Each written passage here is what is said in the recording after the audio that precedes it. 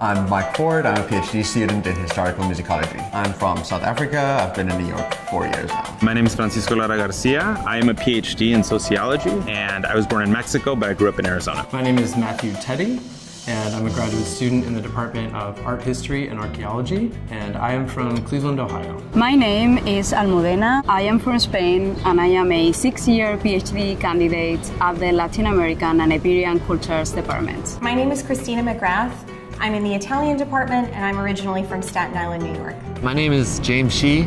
I'm a PhD student in chemical physics, and I grew up in California. My name is James Martin. My department is the biological sciences. I'm a rising 4th year in their PhD program, and I'm a native New Yorker from Brooklyn. Even though the university seems to be a place that is difficult to navigate at the beginning, there is always a person that is there to help you. I think it's really important that you get to know everyone in your department, all of the professors, all of the other students, as many as you can, especially older students who will help guide you through the graduate student experience. It's really easy to get caught up in the semester and forget to take care of yourself, but it's only if you really take care of yourself and are able to do the work that you're supposed to do that you're going to be a successful student. The pride of going to Columbia. You tell someone you go to Columbia and instantly they think the world of you. There's this incredible sense of community, this great outreach between the different programs, there's great opportunity for interdisciplinary work, fantastic minds working together, all together on this wonderful campus. The importance of building a network that can support you throughout your time in graduate school. It's important, especially in the selection of an advisor, to choose someone that you really admire. Definitely have to be about imposter syndrome. This was advice that I was given by an undergraduate advisor. It's an experience that everybody goes through, even the most confident and knowledgeable students in your class. You should just rely on your support system. So whether it be administrator, a faculty member, or family, or your parents, they can help you to overcome those feelings with time and experience. Think of it as running a race. And one way or another, you're going to get there and you're going to come out on top. Enjoy these years. It is going to be difficult, it is going to be tough, but you are in New York City. This is one of the greatest universities in the country, so enjoy the ride. Patience. Be patient. The Center for Teaching and Learning. It is very nice and very enriching for me to have a place where I can go and also develop my teaching practices and improve as an instructor. The inter-campus shuttle. Columbia offers free shuttles that run about 2 to 3 times every hour. So that cuts down on expenses for me to navigate between both campuses. The Office of Academic Diversity, they've just been very helpful people. They're very nice, and they've gotten me connected with all sorts of other students and resources that I think are helpful in navigating the first year.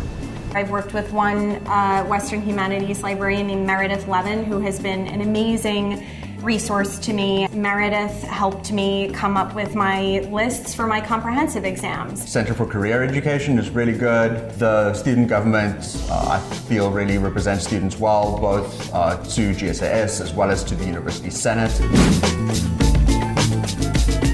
Definitely Time Market at 108th in Amsterdam. I would recommend Masawa. They have really great Ethiopian food.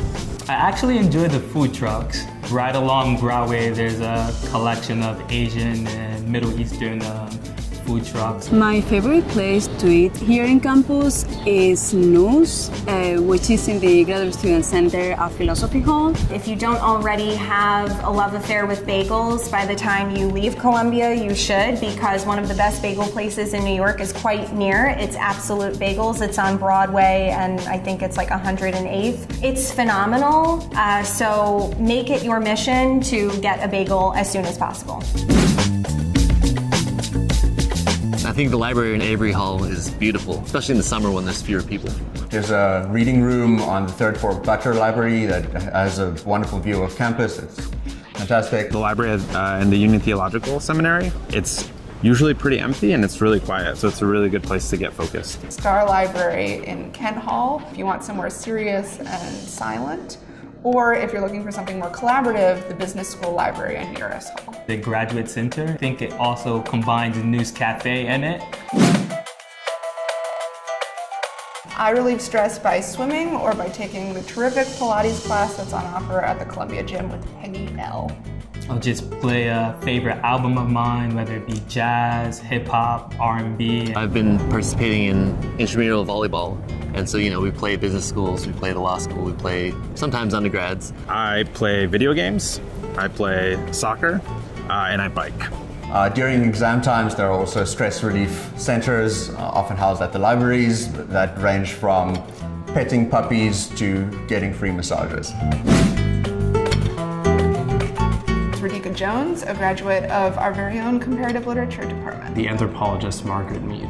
The historian Howard Zinn. Milton Friedman. Bernard Malamud, he wrote The Assistant, which I read in high school and left an enormous impact on me. And little did I know back in high school that I would wind up sharing the same graduate school as he. Two GSAS alum that I most respect are Kenneth Clark and Mamie Phipps Clark.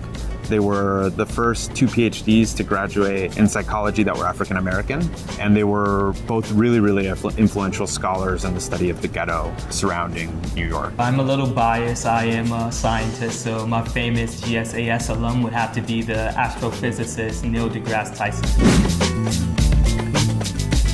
The museum pass. Whenever I have a family member or friend come into town for the week, and then I walk into basically any museum in the city, I find out that it's free, and it always makes me feel really, really good. You can get an amazing discount at the opera. Great seats at the opera for $37. Definitely been the free movie pass. There has been a host of superhero movies that has been coming out this past year, and I've definitely taken advantage of it.